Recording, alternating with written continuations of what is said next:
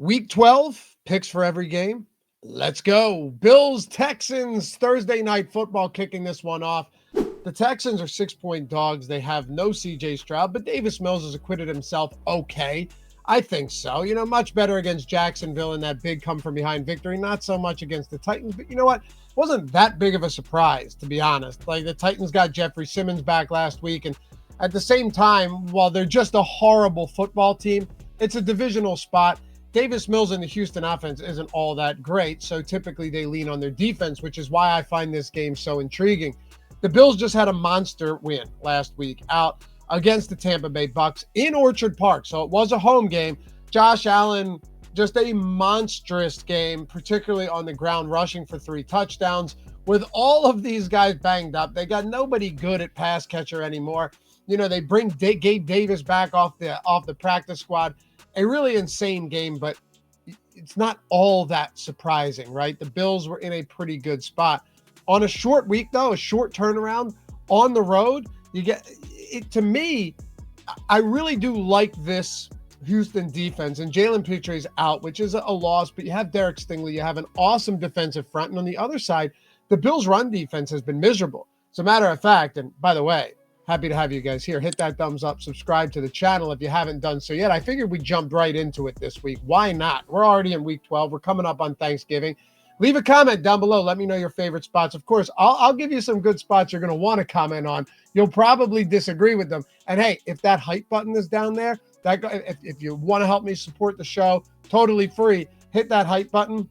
Goes a long way for me, I think. That's at least what YouTube tells me. I don't know, but try it. We'll see if it works.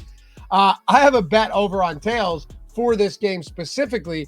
Already got significant line movement on it. Whether it wins or not, I'm going to sit back and say, look, I can't feed my family on closing line value, but we'll take that value any day of the week. And I say that because it has to do with Woody Marks. And the reason I like Woody Marks in the run game this week is because the Bills are allowing over 155 rushing yards per game to opposing teams.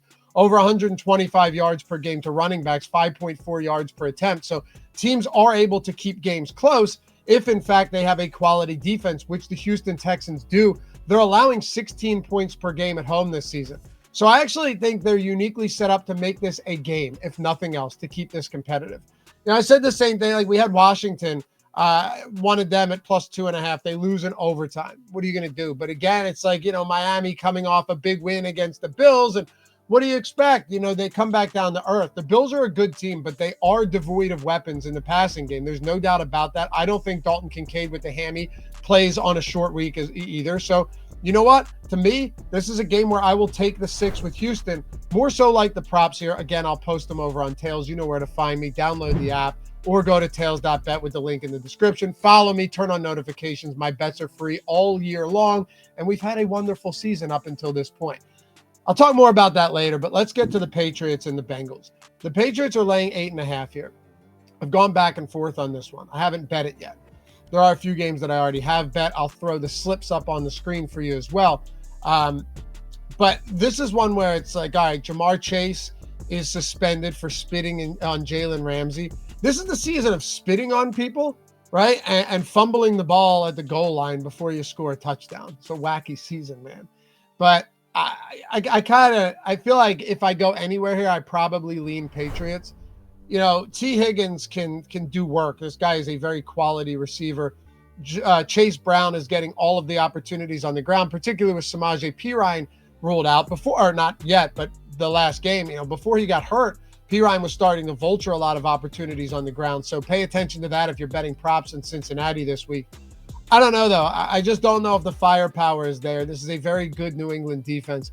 I would lean Patriots 8.5, but, always leave it to Joe Flacco to spoil one of these and get that backdoor cover when the game doesn't matter. So kind of one of these sneaky, tricky games that I'd rather stay away from.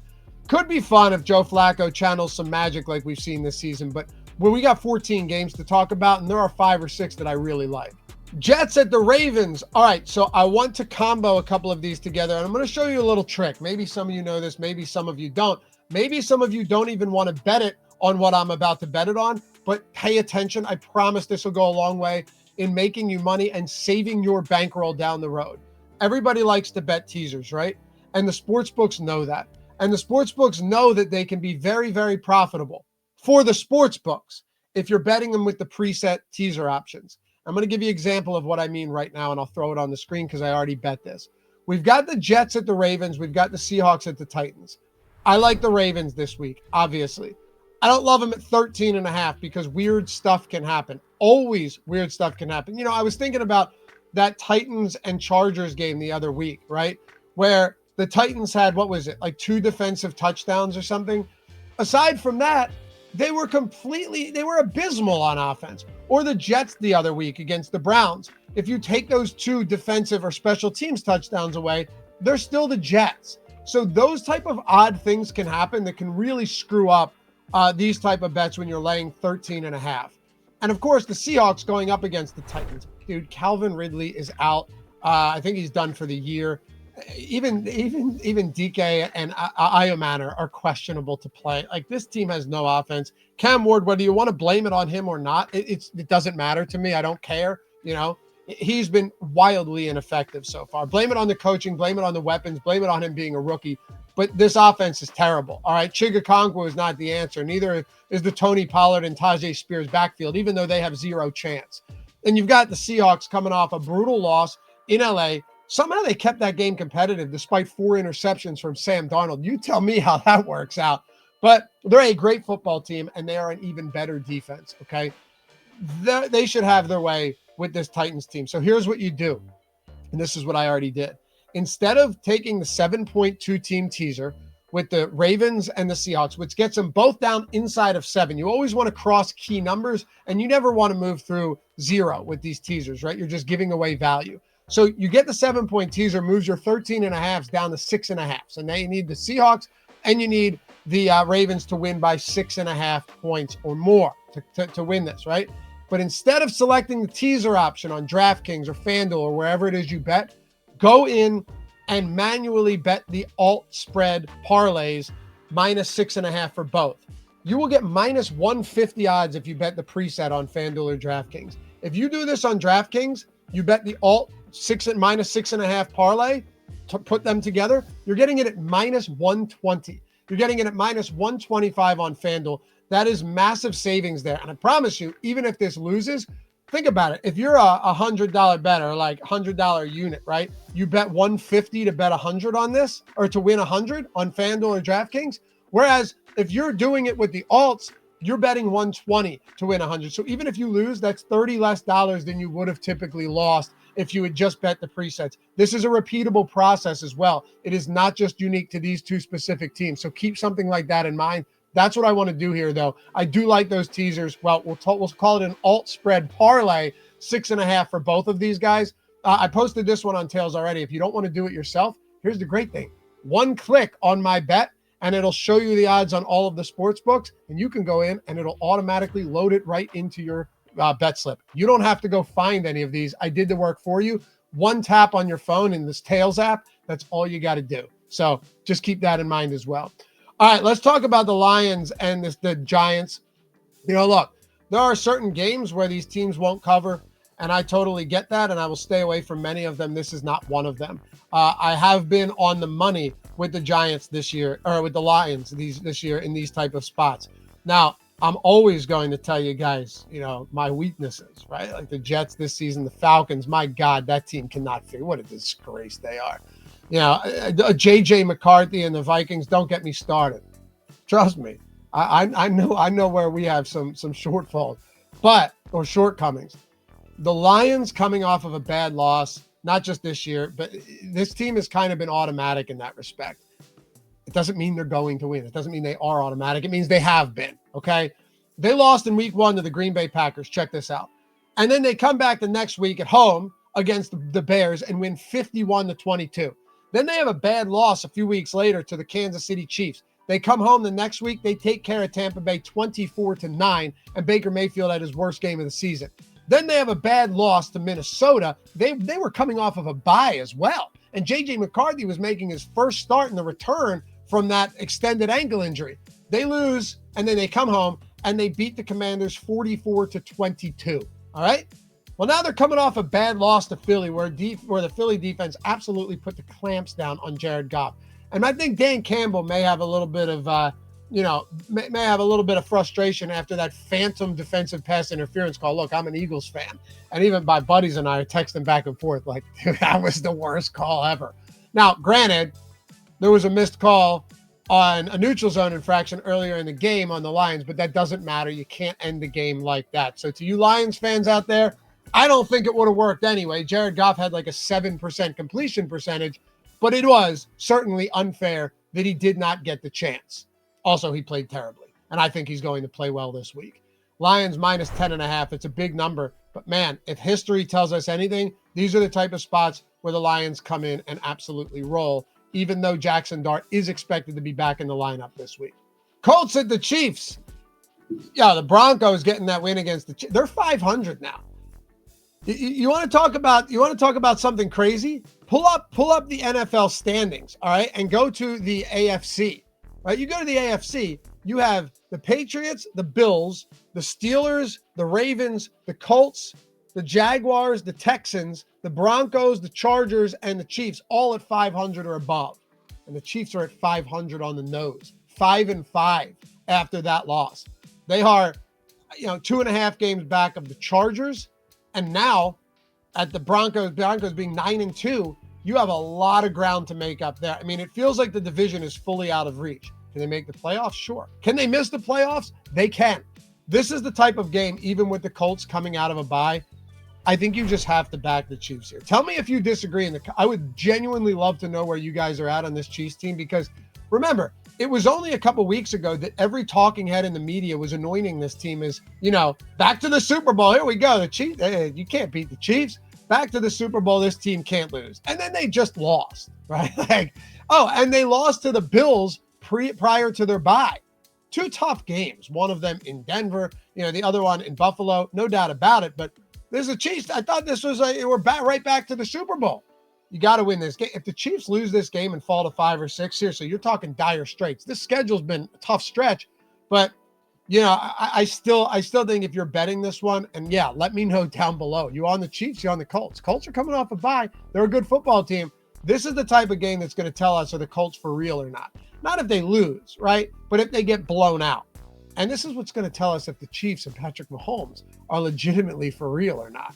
So I'll lay the 3 on the Chiefs. This is one of those interesting games that is going to be absolute must-watch TV come Sunday afternoon. Steelers at the Bears. Steelers are 3-point dogs here. Aaron Rodgers, we don't know if he's going to play. He's not expected to practice tomorrow. He's got that fracture in his wrist and non-throwing arm, but he still has to grip the football. I don't know what's going on here. Mason Rudolph would be the starter. He actually acquitted himself well in the limited action he saw against the Bengals, but that's the Cincinnati Bengals. It isn't to say that the Bears are a good defense, unless, of course, they're facing J.J. McCarthy, in which case, they look as good as they've ever been. But not everybody's J.J. I mean, honestly, Mason Rudolph is better than J.J. McCarthy at this point. And then the Bears, can you believe it, man? Like, we talked last week about this team. They keep winning these games on the final play or in the final minute, and then they go out there and they do it again. They did it again, right? With another walk-off field goal to win 19-17. They did it late against the Giants, too. They did it late with the big Colston Loveland touchdown against Cincinnati after Cincinnati took the lead and the Bears allowed 42 points, right? They did it against Washington on the final play of the game. They did it against the Raiders on the final play of the game. Just bizarre stuff. I don't know how long it lasts. I'm going to lean Steelers right now. We don't know what the quarterback situation looks like, but I do think, you got to sit. You also have a scenario where like this Steelers defense is looking a little bit better of late. And when you have TJ Watt, when you have guys that can get after Caleb Williams, I think that makes a big difference. Mike Tomlin is a short dog on the road, also intrigues me. I'll lean Steelers, but not one I've bet yet. Vikings at the Packers. Oh man, what are we supposed to do here? I mean, the Packers are like limping into and out of every game right now, right? And they lost at home to Carolina. They lost at home to Philly. What a wild 7-10 game. And then they get the win against the Giants, but New York hung around all game long. And now we don't know the status of Josh Jacobs. We'll pay attention to that. Of course, I record this every Tuesday. So, we're going to have to pay attention there. Emmanuel Wilson isn't terrible, but And it's not like Josh Jacobs is going on the IR or anything, so there's a chance that he plays. But yeah, if he's out and, Tucker Kraft is already sidelined for the entirety of the year, things start to get a little bit thin here. And I still have respect for this Vikings defense. Let's not ignore the fact that while the Vikings lost that game, that was squarely on the shoulders of J.J. McCarthy and a couple drops by the pass catchers. The defense had allowed 16 points up until the final drive, the final field goal. They lost by allowing less than 20 points. I'm kind of leaning Vikings here. This is one of those games, and the Vikings are one of those teams where just when you think that they're as terrible as they are, they go out there to Detroit and they beat the Lions outright. You know what I mean? And there's the type of defense that can get after a quarterback. I would lean Vikings, but I kind of want to wait to see if this one moves to 7. Jaguars -2.5 against the Cardinals. God, I have to bet the Cardinals here. I haven't bet them yet, but I feel like I have to bet the Cardinals in this spot. You've got a team. You have a team that has been blown out like back-to-back weeks. And then actually, no, because they beat Dallas, right? They beat Dallas and then they got blown out. What was it? I can't even remember now. You had the Seattle game, they got blown out. You had last week, they got blown out by the 49ers. Everything just runs together. Yeah, that's right. 2 weeks in a row, they got blown out. And then they beat the Dallas Cowboys. And then you got a Jags team that just smoked the Chargers in Jacksonville. This feels like the most prototypical, patented letdown from the Jaguars. I know there's a couple Jags fans out there. Tell me you don't somewhat agree, right? Like the Jags, they get a big win and everyone's feeling okay, but in the back of your head, you're like, you know what, man, this is the Jaguars. And they somehow always find ways to put themselves in positions to lose these games they should win. And the games they've lost this year, right? Like the Cincinnati one was bad because they lost to Jake Browning, but that's kind of what I'm talking about. You lost to Seattle, no shame in that. Same with the Rams, although they got destroyed by the Rams in Jacksonville. You barely beat the Las Vegas Raiders, right? That was an overtime game. You lose in embarrassing fashion to the Houston Texans with Davis Mills after being up a boatload of points. And then you go out there and you steamroll the Chargers. It just feels like an Arizona game, doesn't it? Jacoby Brissett just broke the record for most completions in a game. Of course, like you got the Niners just playing prevent out there. Michael Wilson went nuts. McBride went nuts. Greg Dortch even had a hand in it. Scored a late touchdown. Yeah, give me the Cardinals at +2.5. Are you guys think the Jags just come out and roll them? Maybe they do. I don't know, but that would not be Jags brand to come out and roll a team. And they're only 2.5-point favorites, despite a 35-6 win against the Chargers. You tell me, man, that something doesn't seem right. Browns at the Raiders. Raiders laying 3.5 here. Okay, listen. Dylan Gabriel's in concussion protocol, and Shedeur Sanders. Why is this guy so polarizing? Like, why do people get mad when you say he's probably just not good? I don't understand it. Like, I could not care less about any of the theatrics and the media attention. I couldn't give two shits about him miming stuff to the media in the post. I really don't care about any of that. But the guy, I mean, he's not ready. All right. And sure, like, oh, he's going to get more reps with the first team. Fine. All right, fine. But I don't know, dude. I'm just going to stick to what I know. And what I know is that we know, like you guys who watch this video every week, when we bet the Browns at home and we fade the Browns on the road, we win money. We did it again last week. And they had it not been Shedeur Sanders in there, it's very possible that they could have just won that game against the Ravens, you know? So we'll do the same thing we always do, and we'll lean Raiders here at -3. I mean, look, the biggest concern I have is that, Geno Smith, 41% pressure rate against him with the Dallas Cowboys on Monday night. That's brutal. Myles Garrett is a true one-man wrecking crew. He had four solo sacks last week against a mobile quarterback in Lamar Jackson. That's a real concern if you're Geno Smith. But I also think if Shedeur Sanders starts, maybe we should wait and see if it's Gabriel, because I think with Dylan Gabriel, at the very least, like, he can pick apart, kind of dink and dunk his way down the field, which would actually have me looking to potentially bet the Browns as 3-point dogs in a spot like this. That's why I say lean Raiders. You know what? Let's do that. let's wait on this game. It actually makes a lot of sense because we may end up liking this one. When we find out what's going on at quarterback, I'm going to post this over to Tails. For those of you guys who missed it earlier, link down there below, tails.bet, or download the Tails app in the App Store or Google Play Store for those of you that don't have iPhones. Download that. Follow me at Loughy, Loughy. That's it. Very simple to spell. Just follow me and turn on notifications. If I bet this, it'll pop up right on your phone and you'll know. And then when you go into the app, you can tap it and then just straight bet it straight from there on any book that you want. Find the best odds. You don't even have to find it yourself in the book. It'll auto load it into your bet slip. That's the best part about everything we have.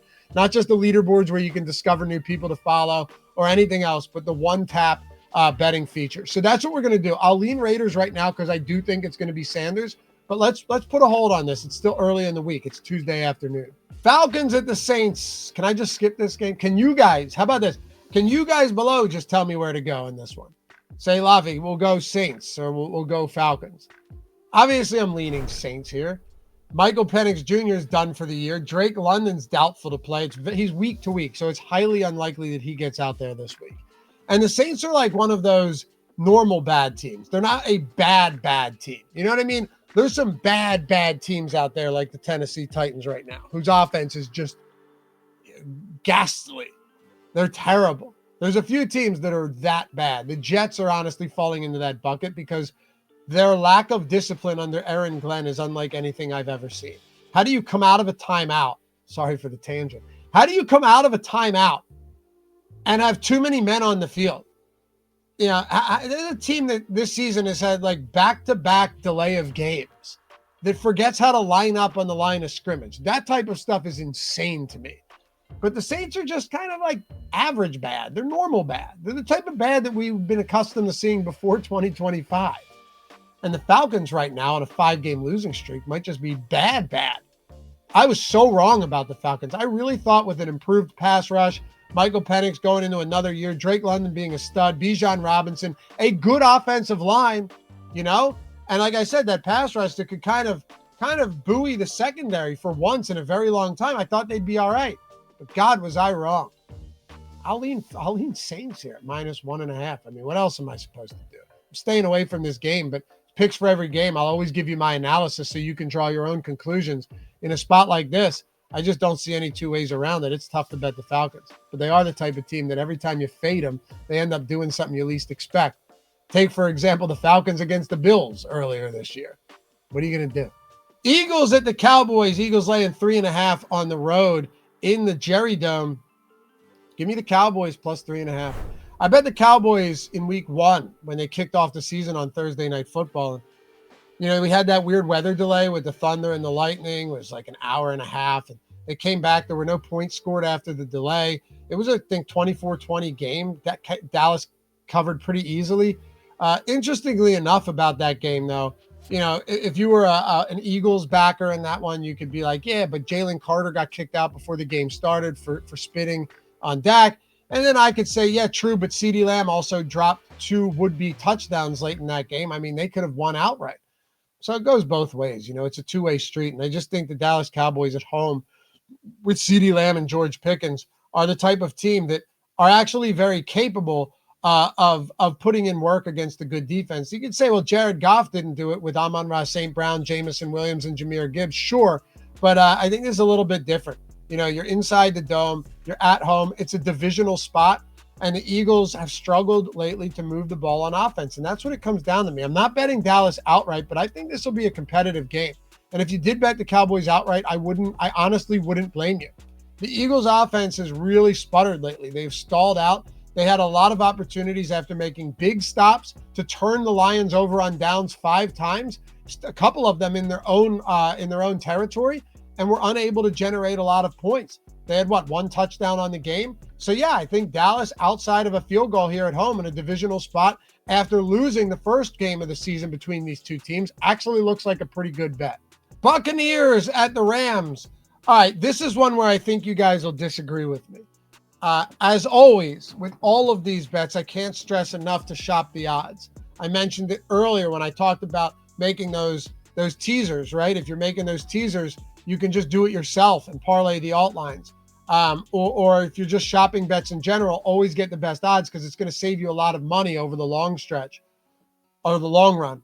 If you're not on Bet365 yet, you're getting the best lines on alts and on ladders. I'm telling you that are out there. Whenever I bet these ladders, I'm always going to alt prop lines, and I am looking to Bet365 first before anywhere else. Before anywhere else. There are spots where you could get like 100 plus receiving yard ladder at 10-1 on Bet365, and it's 6-1 everywhere else. Massive discrepancies, and the amount of money you save or make by doing that is going to save you and make a lot, and it's going to make a huge difference at the end of the season. So the link is in the description. I know a lot of you guys have already done this because I talk about Bet365 all the time. You should be on there.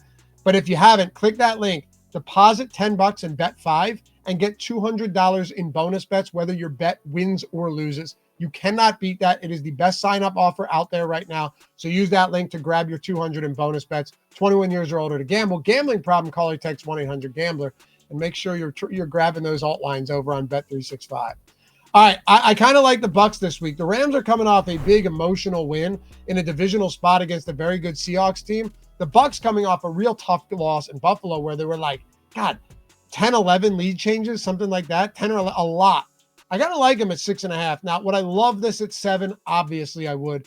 I think they compete. The one thing I am going to do, again, I want to give you guys as much information as possible so you're fully equipped to make your own decisions going into Sunday, but don't wait to bet them all the way until Sunday if you get good news that we're looking for, or if you get certain situations where you know you can bet it now. But in a spot like this, I want to know if Chris Godwin and Bucky Irving are back.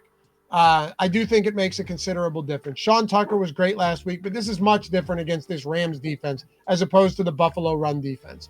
So I want to wait, but right now I am leaning Bucs plus 6.5. I think this could be a competitive game. Baker Mayfield shows out, and we get a great one to close out the afternoon window on Sunday. Or no, sorry, that's Sunday night. Close it out on Sunday night. All right, Monday Night Football, Panthers at the 49ers. Yeah, I keep saying I'm not buying into the Panthers, and then the Panthers just do Panther stuff, which is different than what Panther stuff was last year. The Panthers are playing decent football right now. Tetairoa McMillan looks awesome. Bryce Young, I'm still not fully a believer, but you know what? Credit where it's due. He had a good game last week. Terrible game against the Saints the week before, but I guess you never know what you're going to get. At home, though, San Francisco 49ers, if you can get this one at 6.5, which is where it is when I'm recording this video, I would highly suggest you take advantage of that because there are a lot of 7s out there as well. And my guess is that everything goes to just a blanket 7 across the board. I do like the Niners a bit this week. It's at home. You've got the Carolina Panthers now having to travel out west to face this Niners team that is getting healthier as well. You know, you had Ricky Pearsall back last week. They had Brock Purdy back last week. All of these things are going to play a massive role in their success long-term over the course of the remainder of the season. So, yeah, I think now that they're getting healthy on offense, this is a pretty decent spot to target. Love them at 6.5. If you're looking at 7, I don't think it's crazy. I'd still lean in that direction, but the 6.5 is clearly the better number inside of 7. Could go a long way in not getting burnt by that hook if they win by a touchdown. Anyway, appreciate you guys hanging out as always. Come hit me up over there on Tails. You know where to find me, man. Download the app, search Loughy, or just use tails.bet with the link in the description. And let's have a good week. Win some money in week 12 and take it into week 13. Bye-bye.